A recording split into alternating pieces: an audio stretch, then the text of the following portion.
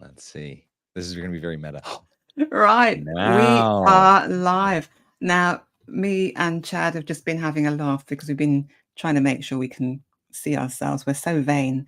We've got our, LinkedIn profiles up on another place, and my one is still not working, so I'll just have to give it a miss. But I'm sure yours is working, isn't it, Chad? Is yours working? We're Yeah, hanging out here. We'll see. yeah. We'll You can refresh it. see stuff. I don't know. I do hope that that's okay. Well, LinkedIn profiles up on another. Whoa. This is Thank you. very, very Working meta. place. Okay. It's freaky, isn't My it? one is still not working, so I'll It just is have to give it a miss. freaky. But I'm sure yours is working, isn't it, Chad? Is that me talking or you talking? It is you talking. I think you're Yeah, going to have to you exit can out see of your stuff. own live session because I'm you're going going to to hear close mine on. down. I'm going to close mine down. You know what, guys? I'm so sorry. I apologize for that very, very strange start to everything. But hey, it's good to have fun, isn't it? It's good to have fun. And for anyone who has joined me right now, if you can see and hear us, it would be lovely just to make sure that we are being heard and seen, and therefore we won't be tripping ourselves up, will we? So I'm just going to do a quick introduction, making sure that I've got everything working, because nothing worse than being on camera and everything just being a bit, we do have life. Look, I'm going to show you, Chad. Adrian Williams. See it right Hi here. there. We can hear and see you. And I'm going to tell you something as well, Chad. Adrian Williams is my coach. I've been with Adrian for such a long time. He's like my coach therapist. I call him my coach therapist. So thank you, Adrian, for that. Such a good, you know what? It's good to have people in life that support you, isn't it? It really, really is. So let me just hide all this stuff and then we'll be back to normal. I think I'm pressing all the buttons here. It looks like I'm pressing every single button that's going, Chad. So, Don't know why the Joy, can banner's I showing. ask you something already? I am Go a fan ahead, of go ahead. front-loading sessions so that if people's Wi-Fi cut out right away, they've already got some value. So, can you share? Adrian is your coach. Can you share one nugget from Adrian that you feel like is just a golden gem that you've internalized from working with him? Okay, Adrian, oh dear, he's putting us on the spot. Here we go. Well, Adrian teaches me a lot about sales, a lot about marketing, a lot about psychology, funnily, even though I'm a psychologist type person, therapist. Adrian is also a mini therapist, qualified, unqualified therapist on the go. Anyway, marketing is one thing that I love and has lots of quaint sayings. He'll say, Joy, somebody wants to know X, but you have to tell them Y. And you have to put the medicine inside the meat. And I'm going like, what's he talking about now? And if you're trying to solve people's problems, he says, Joy, you don't just want to solve some general problem that they're not even aware of. You want to solve the bleeding neck problem. And I go, your metaphors, they're just making me feel quite queasy, so poor Adrian, sorry about that. But in between, we do have a laugh. But let me start this properly, Chad. This is all about you, okay? So my guest today is Chad Littlefield, and Chad has got quite an illustrious background here. But he's been recognised by Forbes for his work. He's also done TED Talk. He's got a lovely book, great book called Ask Powerful Questions, and it's Great Conversations That Matter. And really, it's around teams and helping organizations and leaders to open up to having more powerful conversations, ones that mean something and that will help them to further their business aims. And why is it so difficult to have conversations? I'm going to ask Chad, why is it so difficult? But people do find it hard. And this whole thing about psychological safety and creating an environment where people do feel that they can share their, not necessarily their deepest thoughts, but some of their thoughts. So, Chad, that's kind of like me for now. You have written a book, which I do like. And I was just confessing to you, I went straight to the back of the book, of course, but Ask Powerful Questions. So Chad tried to catch me out there, but I've not really dived into the middle and the beginning too much because I go to the back of the books. I love going to the back of books and I read so much there. But Chad, this whole thing about asking powerful questions, if you could tell me why it's important to do that. because questions for me, they can trigger a lot of feelings of fear because I don't know the answer. Mhm. Interesting about questions, but let's go a bit deeper into this whole thing about asking powerful questions. Yeah, I think so when I stand up and give a keynote to 5,000 people, 10 people come up afterward and their question is, what's your story? How'd you wind up here? And when I reflect back on my story, I could actually map my story to just a series of conversations. And I could even break it down one step further to a series of questions that either I asked or were asked of me. And those questions fundamentally shaped what happens next. And so I think if you want to live an interesting and fulfilling life, one very cheap, easy way to crank up the level of interestingness of the life that you lead is to be really deliberate with your questions, because they shape what comes after that. And so you reached out to me and said, "Hey, would you like to do this LinkedIn, YouTube live thing?" And oftentimes, I the twisted question. your arm up your back, Chad. Let's be honest. Going, how far? So, Joy, stop, stop, stop. I give in. I'll come on and talk to you. Well, I said I say no to most of the stuff, but there was something about who you were and your being that I was like, yeah, let's do it. And I think that that question, right? So you asking that question and who you were and the intention with which you asked that question has created the moment that we're in right now. And so if you don't like what's happening in your life, or you don't like a current trajectory, one way to think about it is like, put in a lot of deliberate effort to create lots of change and shift your behavior and change things. And that is one mode of thinking. But that's a very high effort strategy. It's at some degree, I'm a lazy person. And so I'm like, what's the lower effort strategy that creates an impact? And for me, it's like a sentence that ends in a question mark is a bit of an adventure. You're right. There's the risk and fear of like, I don't know what's on the other side of that question. So if I ask somebody, I'm at a bus stop and I ask, I'm in an Uber and I ask a question that isn't typical. I don't ask just a where are you from, what do you do, how are the kids kind of rut question. If I choose to say, hey, I know it's a little bit weird, but I'm trying to get out of like boring conversation. I'm curious, what is one of your favorite things to talk about?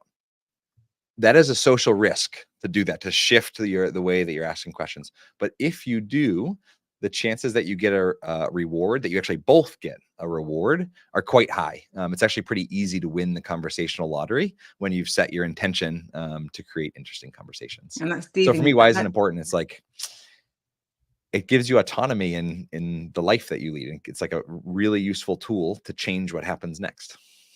It's also, you know, when you meet a perfect stranger, you wouldn't expect to have that level of conversation.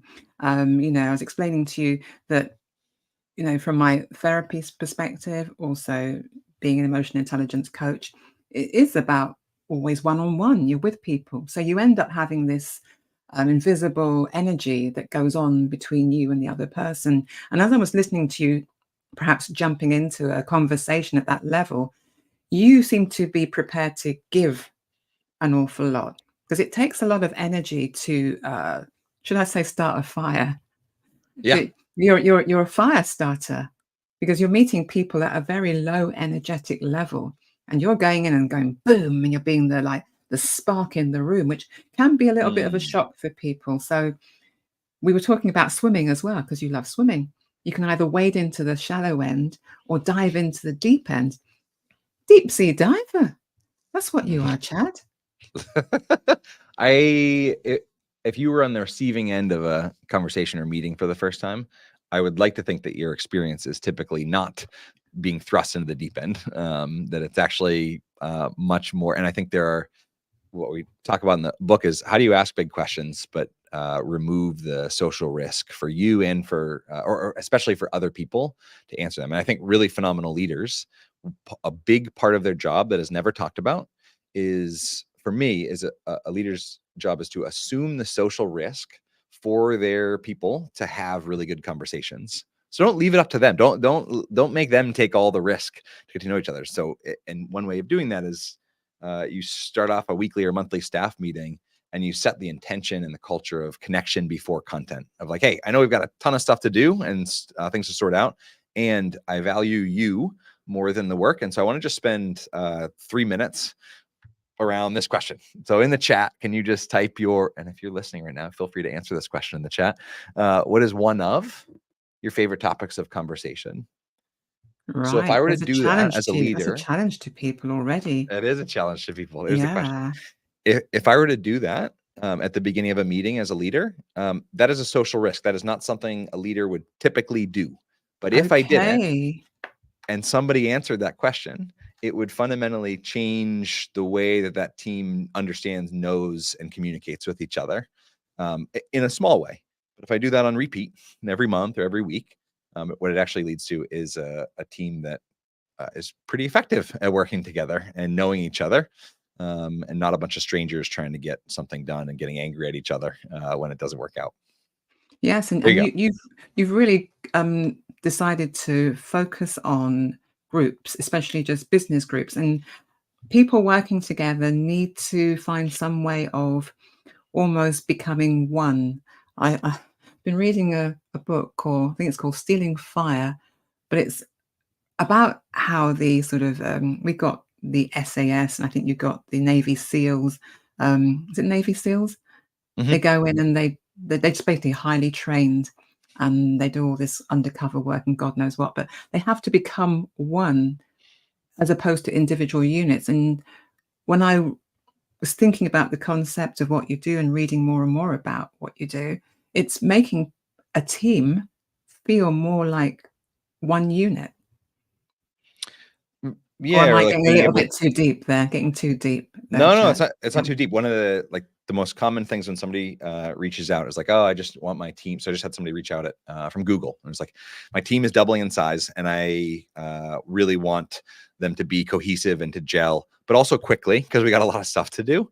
And so it's that is a common request. The other common request or problem is we all just need to get aligned. This happens all the time in a work context. We need to get aligned on this project, and that is like corporate jargon speak for um, can we all be working toward the same end and not be pulling against each other in some way. And so for me, one very like practical example of how you get more aligned by actually knowing who somebody is. So for example, one of the other questions in this card deck is what is something you'd like to accomplish this year? So as a boss or a leader or as a colleague, if I know the answer to that about my colleagues, if I could answer that for my colleagues, I can actually help them get there. And so the projects they get assigned, the things that happen are informed by their answer to that question. And that actually ends up impacting retention. And a more concrete example is a pizza company in Texas. And the average retention rate of a restaurant is like horrible, right? People come in, they work for a very short period of time, and they get out as soon as they can. This pizza shop has a 100% retention rate year over year. And on average, people stay for 5 years.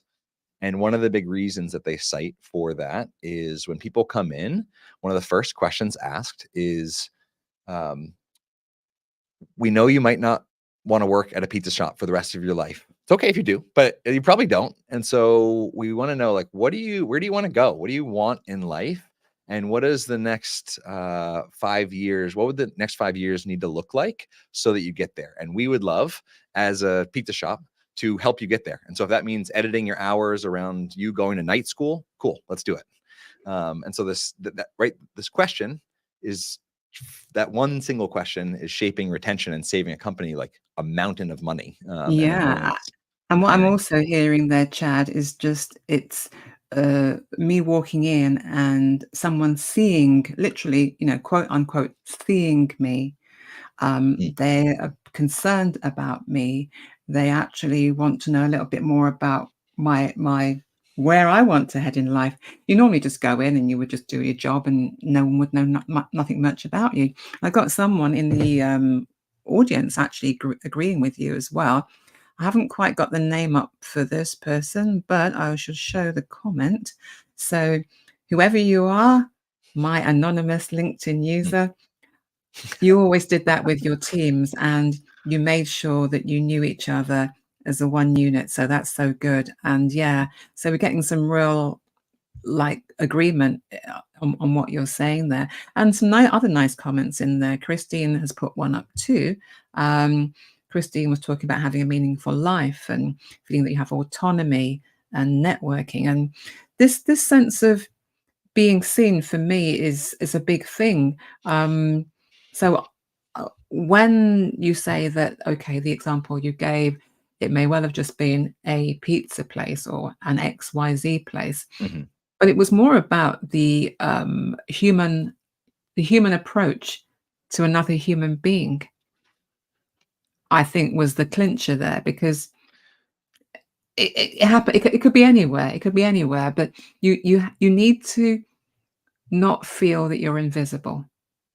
Well, it's like step one is I am willing to know you, right? If you're trying to make a connection like that, you have to actually set the intention at like, I am actually willing to know who you are in that moment. And you mentioned earlier, like, oh, it sounds like you're putting a lot of effort or energy out to light this fire or start this connection. And it's like, actually, I think that energy is mostly an internal choice of, am I willing to know this person? And if my answer is no, then I don't engage. We don't have to talk with every single person in the world. There's a lot of people in the world, right?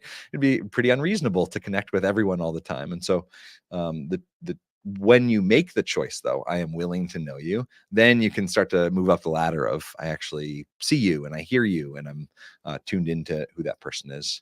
I can't help but take Christina's Yes, should I comment put in that there. question back? Should I put that back? Yeah. There you go. So that I think this is an answer to the question, what's one of your favorite topics of conversation? But the autonomy piece, I think this is important before we move any forward at all with questions. One of my favorite features of questions is that when you're asked a question, you have 100% choice and autonomy in how you answer that question. So if you said, hey, Chad, what's one of your favorite topics of conversation? Or let's pick a heavier question. Let's say, ooh, wow, this is probably like the most intense question in the deck here. What is your greatest struggle right now? So if you Ooh. ask me that question, it's like, that's a heavy question. And I could answer it by saying, my office studio is a little bit warm right now, and I probably could have went with short sleeves and been okay. And that's true. Not particularly deep, but it is an authentic, true answer. I could also say, hey, Chad, what is your greatest struggle right now? I could say, ooh, I got 2 little kids, and my wife Kate is going back to work starting on Monday, part-time as a labor and delivery nurse, and it's like 16 hours of my week are getting vacuumed up. And so managing time and being really deliberate with each minute is something that I'm struggling with and focused a lot on right now, because next week that schedule is going to be compressed quite a bit. So you see it, like, same question, Absolutely. 2 totally different Absolutely. responses. And so Yes, yes. empowering people and reminding them of their own autonomy is one of the most psychologically safety promoting things that you can possibly do for someone, because it gives them a safe route no matter what it is. And they can choose the challenge of answering with something a little bit deeper and more vulnerable, or they can choose the path of sharing something that's true but not particularly vulnerable. Yeah. And Yeah. you talk about, like, levels, a pyramid basically, which is almost, Yeah. touching the sky, like going up to a skyscraper. So it could be seen as a pyramid. But also when you were just saying that, Chad, I imagined like being in a lift or an elevator, and Mm. you have a choice to enter at ground floor, or you can move your way up to floor number 2, 3, 4, 5, 6. And whenever you enter a conversation with someone, this psychological safety, which, as you said, is really important to have within a team, you have to decide what level you want to operate at. But a strong team should be, would you say, be willing to operate at the highest level? Would that be Well, fair to I'll say? add a Or visual. So the like we chatted about before, the book is structured in this pyramid, and so that's it. Show the because we have the benefit of pyramid. not being on a That's it. podcast and we got video. Um, Lovely. so reading this language, right? I'm willing to know you. I see you, hear you, get you, and ultimately at the top, I'm actually with you.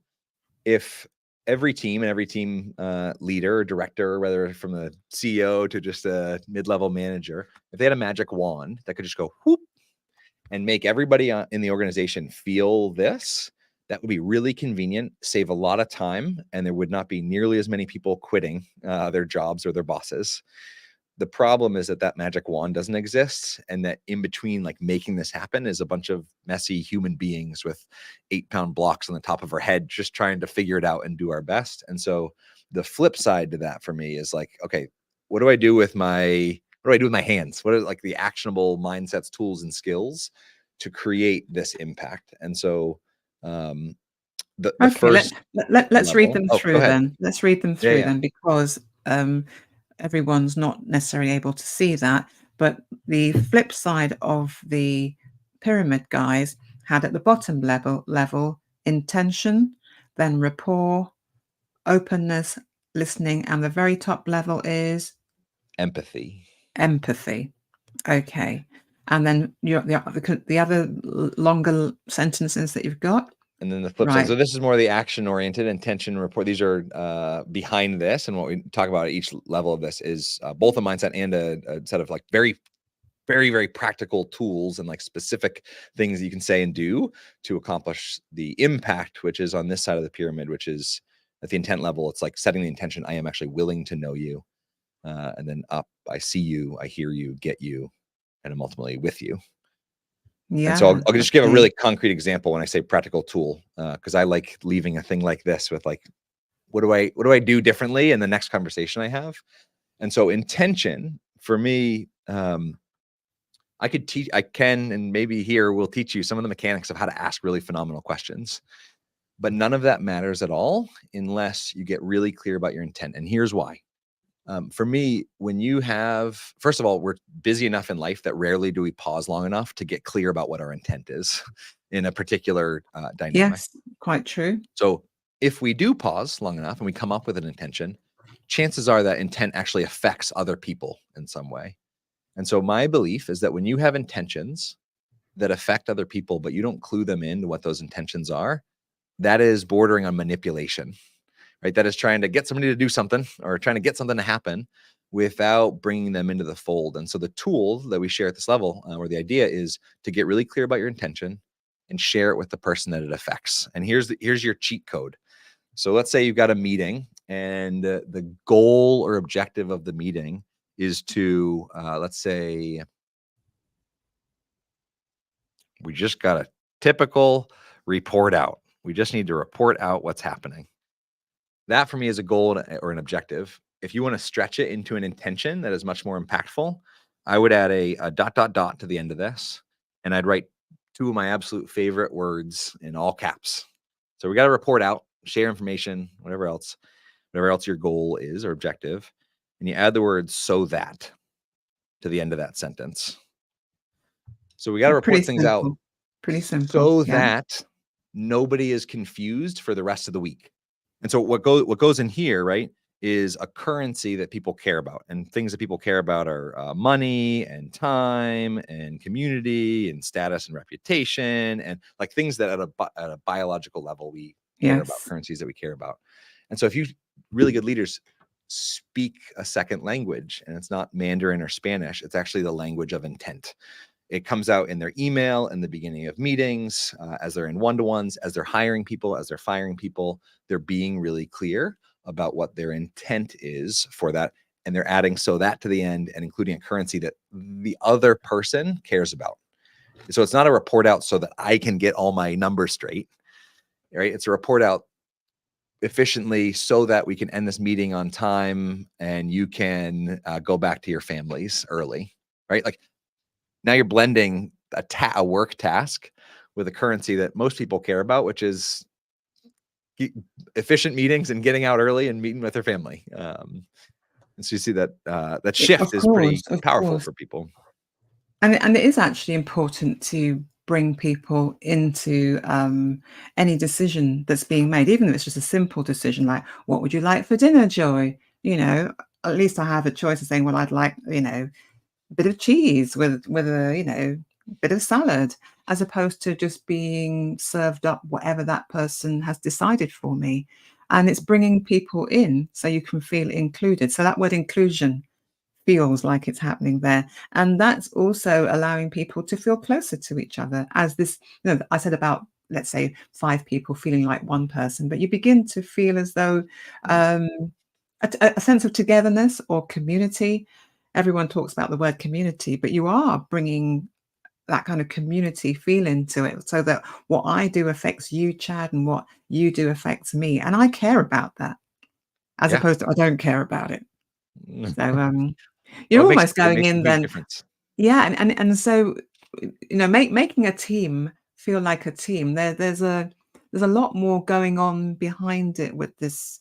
Asking the questions is one thing, but you're also creating this kind of, if it were, I don't know, jam and butter, you're creating that between all the slices of bread, aren't you? There's kind of a stickiness and a togetherness that's happening within the team. Bringing people Well, together is what I'm thinking of. That's in my head. It's so here's the way that I think about it. So if you and I were standing in a room and you had an aerial view, I have always really wanted the ability, especially think about like a conference or an event or like a larger group. You have an aerial view of this group. What I'd love to be able to do is put on a pair of glasses and have all of the connections just based on people's life experiences, their philosophies, the things they do on a daily basis, things they care about. Those are connections, right? So they're things that when you share them, you're like, ooh, and those could be differences or commonalities. So it could be like, you lived in Belize for a year. Like, I've been really wanting to go there. Tell me more. So that could be a connection. And so having these glasses on, it'd be really cool to see lines or like strings actually yes, drawn between people. Now, the problem is that when you walk into a room full of all these people, all of those are invisible and they're buried in this brain of ours and perhaps this heart. And so as you ask questions and dive into conversation, they get highlighted and it's like, poof, oh, there's one. Poof, if there's it were one. a When you computer think about game, a you'd see team, it, wouldn't you? You'd see it all happening. and I don't think it's healthy for a team to like get into a room for a day and try to highlight all the strings. It's like A, overwhelming, and B, I don't think it's actually particularly sustainable or practical. And so what I advocate and believe in is like thinking about every time that you gather, if you can just highlight one other little string or thread at the end of the year, this team will all of a sudden feel cohesive. And you'll be like, how do we get to be so cohesive? Well, it's like back in day one, I learned this one little thing about you. And then on And day I've remembered it 54, ever I since. mentioned that thing and asked Yeah, if your 3-year-old, like yesterday, I was on a call with a client and she's trying to potty train her 3-year-old right now. So when I hop yeah, on with her in 3 months from now for our check-in call before the virtual keynote that I'm going to do for them, I'm going to ask, how's it going? Are they running yes, upstairs by themselves and going to the bathroom? yeah, And so yeah, that just these little threads create one larger bit of connection, which actually creates belonging and inclusion and a place that also from a like business perspective, it's when you have that many strings attached, it feels harder to leave because you're like, oof, I got to go rebuild all of this with a new organization, a new team. And so that impacts retention, hopefully in a good way, right? Hopefully it doesn't like in an unhealthy way, dysfunctional way, keep people trapped. yeah. Um, But this heart connection thing, which we're talking about the mind and the heart and the spirit, there's a connection between those three within one person. But you can also start to extend that out towards other people without realizing. So that, I mean, I'm on the heart thing all the time, really. I understand the mind stuff too, but the way that people can connect very, very quickly on a heart level is by the sharing of information, and information becomes a currency. Because you mentioned what became a currency, whether it's money or community. For me, I know that information becomes a currency, and how much you know about someone, it becomes currency. It sometimes becomes gossip. People mm. trade gossip more than valuable information, but it's still information. So I just know that this whole thing about getting to know someone is kind of the courage to tell you something more about me that feels very private to me. So if I were potty training a 3-year-old, I might not tell you, but depends on what conversation we had previously. Then I might be a little bit more open to telling you that information. So I think there's a kind of blossoming within people and an openness that happens with the fact that you're just keen on getting people to talk, even albeit just by showing them one card. It seems to open up such a Pandora's box of stuff. Well, I should make a really important clarification, which is I'm not actually an advocate, especially in a work context. I'm not an advocate of just chopping it up and chatting for endless amounts of times about your personal life in hopes that it makes us better communicators at work. For me, the idea of um, connection before content, it has to have these three ingredients in order to qualify for me as connection before content. And the first one we've been talking about most of this time, which is it's got to connect people to each other, which is like somewhat obvious. Like, of course, connection before content should connect people to each other. Okay. The second one, and this is the most often missed. So this is why a lot of people get hives when they hear the word icebreaker. They're like, oh my goodness, because typically an icebreaker that gives people hives does not connect to the purpose of why they are actually there. And this is like a really important element for me. And so the pizza shop example absolutely did connect to purpose. It's like, hey, super excited you're come to work at our pizza shop. We know you're not going to be here forever. And so tapping into like what you care about and their purpose and aim. And so that feels really important to me. And then the third one, it's got to create the choice or autonomy or the choice for authenticity or vulnerability. So it cannot and should not force authenticity or vulnerability, but at least has to create the option for people to share what's true for them or share what's real for them in that moment. So as we think about this, like, don't misinterpret. I'm not saying like just go socialize with people for funsies.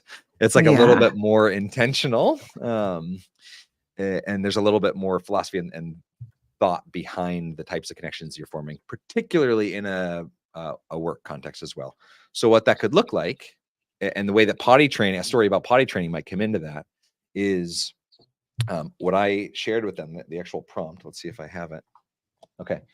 So the actual prompt that I gave to my client yesterday was, hey, before we dive into this, to practice what we're teaching here and going to bring to the rest of the organization, can we just do connection before content for a minute? And so in the chat, can you just answer the question, what is one thing taking up lots of your brain space lately? And so potty training was one of the things that ended up from the client that ended up out of the 6 people on the call. That was one thing that was mentioned. And so the connection to each other happened. I've got a 4-year-old. He just learned to go to the bathroom a year ago. And so, right, so there's that human connection there as far as step 1. Step 2, after everybody answered that, I said, beautiful. Thank you for sharing that in the chat. I just want to recognize that we all have tons of stuff on our mind right now. And I'm going to actually ask us to just take one giant breath and set that right here. It doesn't have to be far to the side, but just like set that right over here, because our intention for this call is to plan a session that makes a really big difference at, I won't share the client's name, but at this Yeah, organization. of course. Yep. Right. And so there's the connection to purpose. So it's like this personal thing, they get to choose what's Yeah. shared, connected to purpose. And now we're right into the rest of the meeting. We spent about 2 to 3 minutes, but we now all have a little thread and connection between each other. And number 3 how would that then come into it? Number The 3 is connection happened, the purpose happened, and then the choice. So are you saying they had a choice to do what? I'm saying they had a choice to and how they answered this question. So what's taking up lots of your brain space lately? They could say, Right. they could type in the chat, work stuff, or they could type in the chat, potty train my 3-year-old. They chose how they responded to the question. And so in other words, like an example that would not meet criteria number 3 for me is, hey, everybody, welcome to the meeting. Can everybody just share a really deep secret that you've never told anybody else? Right? There's not a lot of autonomy in that prompt there. Whereas what's taking up lots of your brain space, there's 40 answers to that for any person on a given day. And So they again, get different levels of how much you want to share, which is what the choice is. You're not obliged to say more than you want to say, Joy, at this point. But every time you have a conversation with someone, it does deepen the conversation for the next time and the next time and the next time. And I've got someone from the audience. Let's get this up, because that was now Ilio. I hope I'm pronouncing your name properly. Apologies if I've murdered that. But it's important. It is important that connections are made. And what you say, Chad, really resonated. Too many leaders are focused on their delivery, stroke service of their businesses and projects, but they don't show value for those that metaphorically are an extension of themselves. Essential to be able to value the input of the person because no man is an island. Oh, I could cheer for you there, Leo. That's brilliant, isn't it? Wow.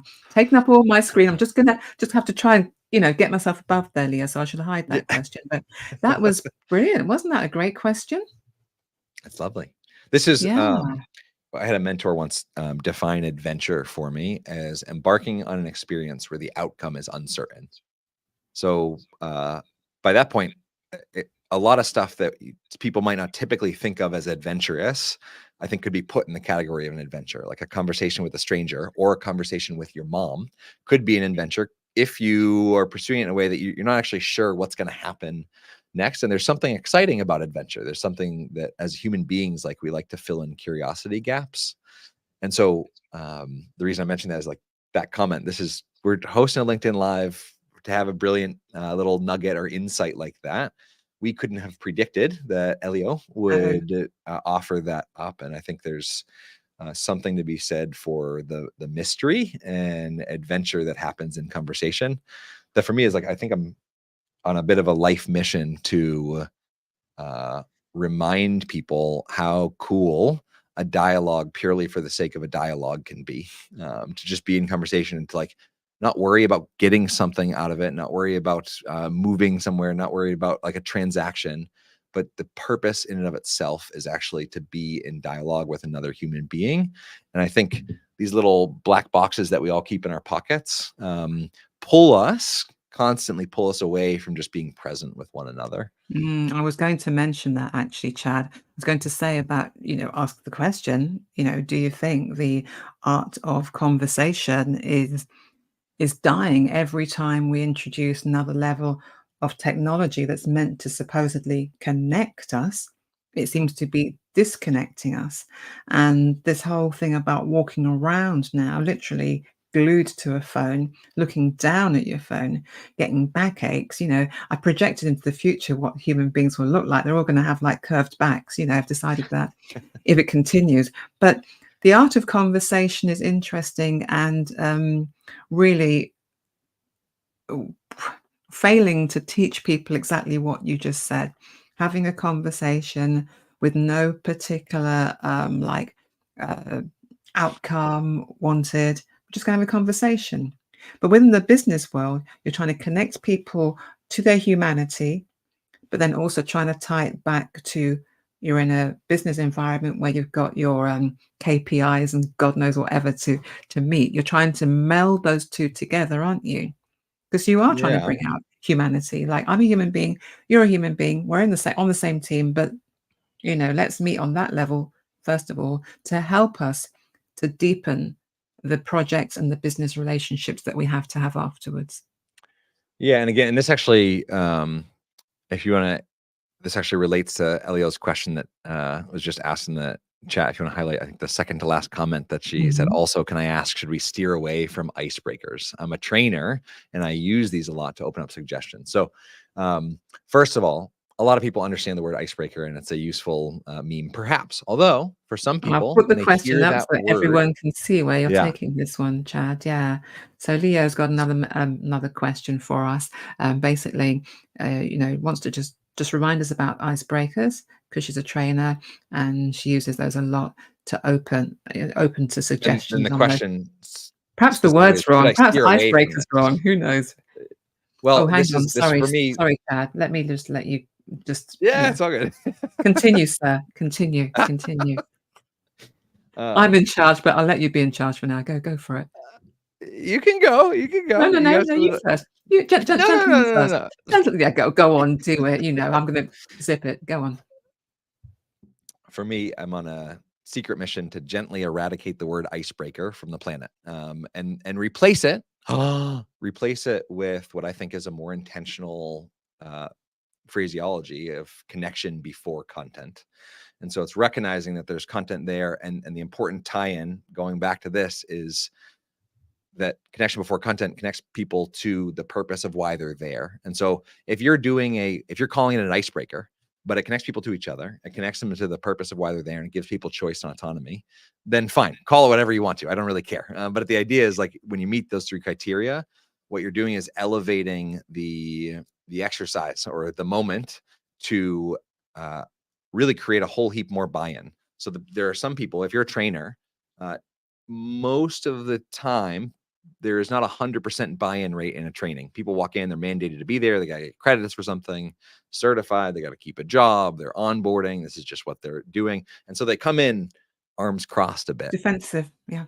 And one Fed way up. to uncross those arms is to make sure that when you're asking for somebody's contribution or participation, you are asking in a way that connects directly to the purpose of that gathering, that meeting, and ideally adds a so that to the intention to encourage something, to tap into something that they care about, right? So, hey, welcome to this training. I know this is mandatory and the topic is relatively boring, perhaps at the surface. My intention, though, today is to weave throughout the mandatory stuff some really useful nuggets that will help you get promoted faster if you know them.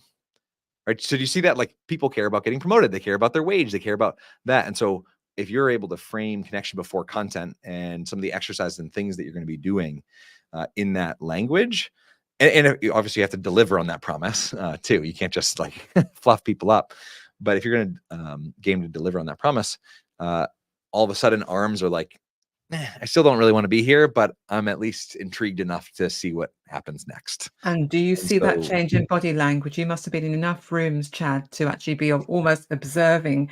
As you were saying icebreakers, I was thinking about ice melters, but anyway, that's me. But yeah. you've been in front of enough rooms to see people sort of slowly like go from being like that to soften and to like open their arms and be more. It's actually a very open thing to do, to remove your arms from in front of you, isn't it? Almost showing, Yeah, okay, well, this is a I'm barrier. a bit more vulnerable now, aren't I? Yeah. So first of all, I should highlight, I'm going to type it in the comments, Jan Keck. Look him up on YouTube or LinkedIn. Is a lovely facilitator, friend, and colleague who is right now writing a book on ice melters and that concept, because I think it Ice is melters, breaking on ice ice melters. So there you breaking. go. Mm. But to your point, I think, yeah, the idea is that, yes, I regularly see people's arms uncross. My job used to be working for this group, World in Conversation. I was a dialogue facilitator. So 500 times I sat in a small group of 8 to 10 people. Um, for the most part, they were all mandated to be there. And what World in Conversation did was lead 90-minute face-to-face conversations on really soft, fluffy topics like long-term conflict, politics, gender, race relations, sexuality, etc., for 90 minutes. And the aim and the goal of that dialogue was to skip headlines and just understand the other. You don't need to all leave in agreement with each other, but just to understand somebody else's lot in life and their perspective without headlines and political parties and whatever else getting in the way. It's just humans in a room. And so through that work, everybody came in arms crossed, and 95% of people after those dialogues said that they would attend a second dialogue. Right. So it's like That's a good. part of That's that good. is the unpacking and the unarms crossing that comes along with being really clear about your intent and raising the level of psychological safety and making sure that it's framed in the that the intent of a conversation is framed in the benefit of everyone or all who are present, not just you as the leader. Brilliant. And Dragging I everybody and through the as you were mud. saying that too, Chad, because you sort of, I think I heard the word conflict somewhere within there. Mhm. You are trying to bring teams together, but we can't ignore the inevitability that every human being has a different spin on things. And I think I'm right, and you think you're right, and they think they're right. 3 people think they're right. That's not possible, Chad. It's not Mm, possible. So, do you also have your intentional questions or your questions in your lovely little pack around how to solve conflict? I'm going to put up as well how people can get hold of sure. this pack, because I know it's free as well, isn't it? So let's get that up. So So that here's let's get that oh, up yeah, too, so so you can see the that. Yeah. questions that I've been holding up and, Yes. excerpt of the book. I Yes. give away a lot of stuff for free, so that, link takes you to a whole bunch of free resources. But the answer to your, question, I'm gonna cite a mentor, Matt Church, who, when you're finding yourself in a conversation where there's a disagreement, I see it this way, you see it this way, and we can't seem to agree. One of the questions that Matt offered me at one point is, what is a third option? And it's amazing how this question breaks people out of this like false dichotomy that it must be one way. And you made kind of a joke I a like minute it. ago of like, well, three people can't all be right. And I would argue What's maybe the they fourth can be. option? What's Yeah. the What's the fourth option? Isn't it? Kaboom. now Because we're what getting you're doing is serious. breaking somebody out of thinking this kind of stalemate that gets set up. Yep. Now that's I'm gonna be using that one because I love that. I Yeah. love that. Yeah. Because it does feel my way, your my way, your way. Like, actually, what about if there's a third way? And it's always getting people to think that there's an alternative. And when you're trying to break any kind of a cycle, really, is to try and get people to see that what you're seeing might feel like it's carved in stone, but actually it's not. Well, the first time, Matt shared this question with me. What's the third option? And then literally 4 hours later, I was in a conversation with my wife, and my brother was over as well. And we were talking about space travel and everything that's happening with SpaceX and all the funding Oh, and money yes. going to Yes, space yes, travel. yes.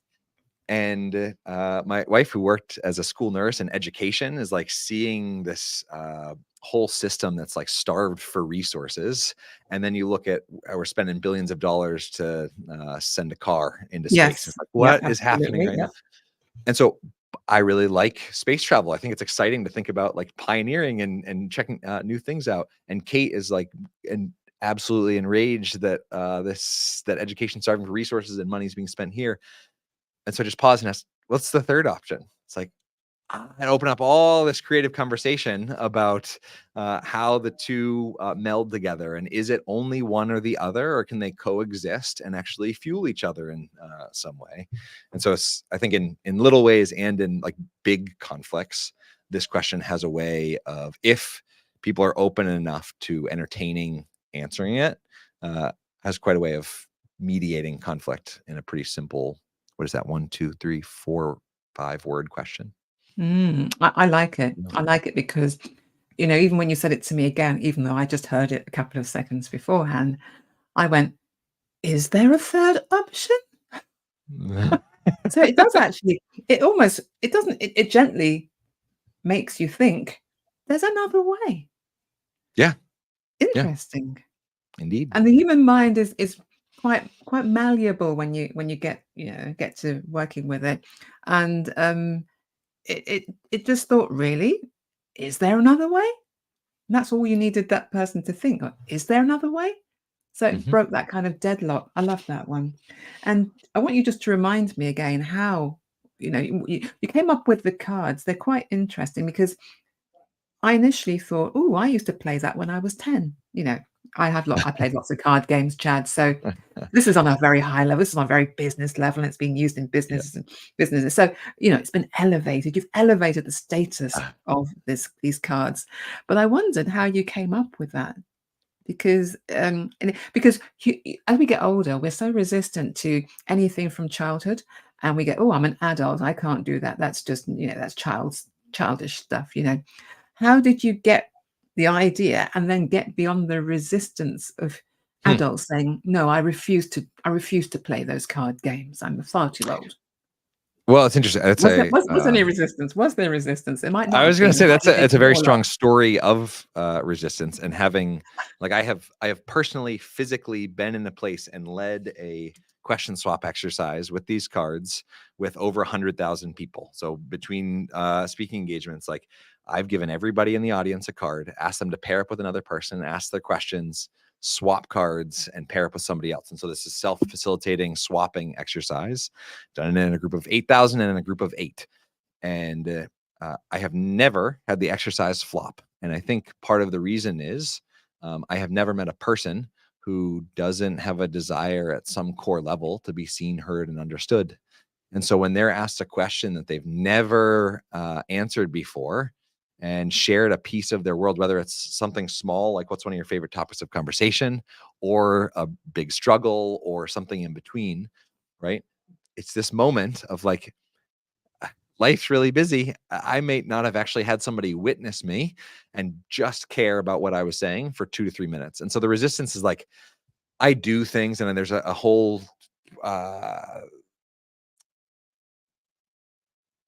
regimen of what I say to uncross people's arms and overcome resistance. But there's not actually that much resistance most of the time.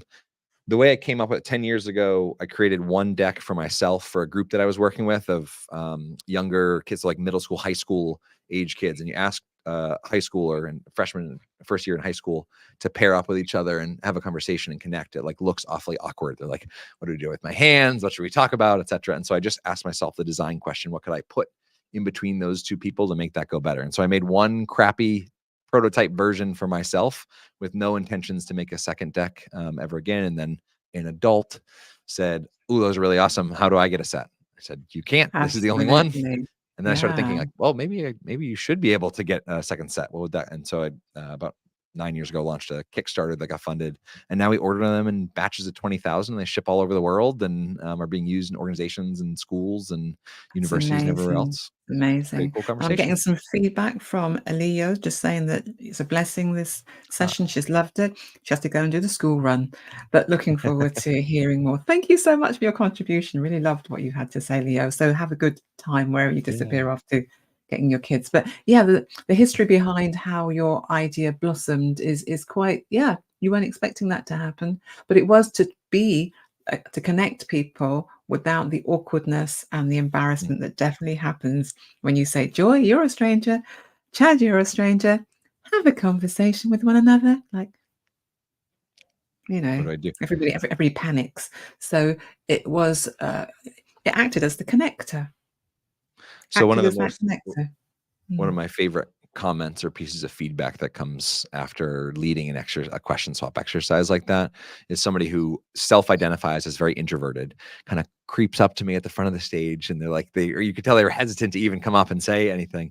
They're like, I have to say, I usually hate crap like this, but I really, really love this. And what they say in other languages, um, what it did was assume the social risk for me to just drop into a good conversation. I didn't have to do all the fluff, small talk, 10 Yes. minutes of like "Meh, meh, meh," to maybe Mm. land on something good. I just got to teleport straight into a good conversation. And there's very few people that I've met that don't like having good conversations. Like very few. Yeah, you're right there. Very, very few. And if they are, and maybe they're in a context in life where they just lost somebody they really cared about, and They they're like might have had something really bad happen to them, awkward right now. Yeah. absolutely. But some more feedback for you from Andrea. Everybody wants to be seen and heard at some core level. Absolutely agree Indeed. with you there. Yep. And I was in Andrea's audio room earlier on. She's great at doing mindfulness and other deep stuff, really like an amazing woman too. Ah. So great, great, great stuff there, Chad. And this whole thing about having deeper conversations and creating conversations that matter, there's something in you, Chad, because there was something special in you, not make wanting you to be so big you can't leave this box, but there's something about you as a human being where there's a lot of love Mm. for other human beings there. It's unspoken, Chad, because you're doing this on a professional level, but it's also feeding, and I'm making an assumption, but I'm also probably right, feeding something within you too, Chad, which is connecting you to other human beings. Yeah. Yeah, for sure. There's I know, like, I've actually learned about myself that good conversations that spark new thinking, that I like, not rehashing just old stuff from the past, but like I'm like actively thinking about a new idea, fleshing it out with somebody, learning something new, hearing somebody else's stories, raises my energy. And so Monday mornings at 8 to 9 a.m., I have a specific calendar link that people can book in for a Monday morning. And there's a kind of a structure of like, come in with specific questions, specific things you want to talk about, and just dive right in. Because I know that if I start my week off like that, I get heaps from that dialogue. And so, yeah, I get to practice it. But I know that like I just need to structure it and have it happen first thing. Yeah, you're Yeah, filling your bucket up on Monday. That's what there I'm you go. hearing, Chad. And I've got 2 more questions. We've got, like, 5 minutes, but I wanna put these up here because they seem really Yep. interesting. And this is just a statement, I think, from Mohammed. Team stands for together, everyone achieves more. Thank you, Mohammed. I like a good Um, acronym. You can't go wrong with those, can you? And then Christina is still around. Christina, thank you for still being in this conversation. Just want to know, are there any other resources that you would suggest to yeah. navigate? And Christina saying she's loving this. Thank you, Joy. Oh, Christina, it was nothing. Only joking. It takes a bit of effort to get this together, seriously, but great question. So, Chad, what do you have as an So answer for Christina? I'll give connect you to Priya Parker if you haven't met already, who's the author of one of my favorite books called The Art of Gathering. Could you And there's spell just that so name many for me golden nuggets. quickly? Just to spell that name. Prima, did you say?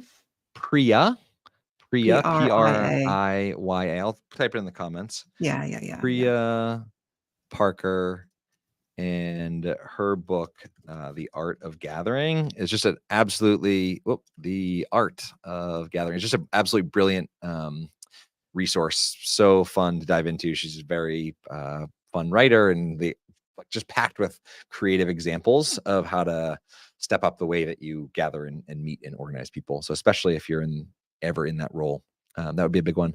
And then I guess it's acceptable now to do a slight amount of self-promotion. So there's a link to my YouTube channel in the comments. I spent a lot of money and a lot of time investing Oh, creating. Chad, stop it. I get a violin out, should I? Yeah, no, I'm only joking.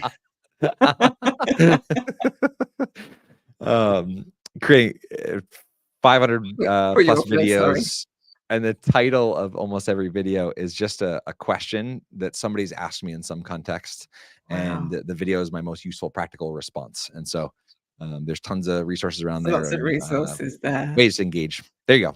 That's your answer. I'm so glad that you're up for me teasing you there, Chad. I'm terrible. Sorry, I couldn't stop myself. So, It's so Chad anytime has I'm got his streaming into Britain, I expect something like this. Brits are a bit cheeky, aren't they? So, Yeah. so Chad not only has his YouTube channel, which has got a lot of useful information on it. I'll actually back you up on that, and you can also contact Chad. You know, Chad at we.m.me. So, guys, read that. Have a look at that. Make sure I'm pronouncing that properly. And do remember that Chad's resources are there too. Free resources, the cards. You know, like So go to the website weand.me, me and dot we and dot me, weand.me/tools. confuses me terribly, /tools.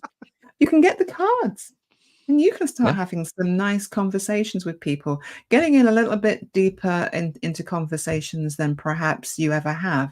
And your aim is to eradicate small talk, not completely, Gently Chad. eradicate small talk. Gently eradicate. I like small talk, Chad. You know, it's like warming up, like going for a race. You just want to warm up, otherwise you might pull a muscle. I think it's just semantics. I think if you like, because it's not, if you like small talk, I would say maybe it's not for me in the category of small talk. Small talk has nothing to do with the content for me. It has to do with the process. If someone's actively listening, you're both curious, you both want to be there, you're not there out of social obligation, chit-chatting just because. We can fight about this if you I want. can say to you, Chad, what's the weather like where you are? You're going to answer, Joy, actually, it's raining outside or something. I mean, that Yeah. is small. That is actually small talk, isn't it? But you're saying it's a bit different because I'm saying that if we talk about the weather, that it's external to us. It's not about who each of us are, and that in and of itself does not necessarily connect us at a meaningful level. And so I would say that small talk, there's plenty of entry points within small talk to conversations that matter. So you're talking about the weather, and you're asking, well, I live in Pittsburgh, which is like pretty cold, gray place. And so when somebody's complaining about the weather, I can turn that question into, I'm curious how you ended up living in Pittsburgh, because it's a pretty cold, gray place all the time. okay, Like we got about 6 more okay. months of this before we I hear are what happy you're about the saying. sunshine. Taking it Yeah. away from the external to the Yeah. internal and create that connection. Beautiful conversation, Chad. 1 hour is up. You were only going to give me 30 minutes. I knew you would stay for an hour. Anyway, but I didn't tell you that. So thank you so much for being guest today. I've really enjoyed talking to you. And please connect with Chad. Please connect with me. There's lots to say in this world. Lots of people need that kind of deep deeper conversation. And Chad's a great resource, not to mention allowing you to get into conversations using the card deck that he has. Does it have a special name, the card deck? Yeah, well, the card deck, the link that you put up is to a free printable version, but the actual physical deck is called It's We Connect called Cards, and you can get We them on Connect Amazon Cards. or anywhere else. Yep. Thank you for that There you beautiful go. plug. The And I We think Connect we should end with a Cards. question though for people to Go type on in the then. chat that's fitting You and can't elevating resist. you. What brings you joy? Thank you, Joy. Not the person joy. Who you are. Oh, you are so creepy there. That was really low, that was. But Chad, I liked every minute of that. That was beautiful. Thank you. You're welcome. I've been taught I should a proper heart shape on screen. There's lots of hearts coming at you from there. Chad, fun Very. having you today, and everyone in the audience, thank you so much for actually contributing. And I've learned loads today. I thought I knew a lot, but I've actually learned a lot more. So thank you, Chad. And wherever you are in the world where you're watching this, morning, afternoon, evening, have a good one and catch up with you soon. More from me, of course, at some point. Bring on beautiful guests like Chad. That's my real pleasure in life, is to give you a gift of another human being. So thank you, Chad. And I'll catch up with you all very, very soon.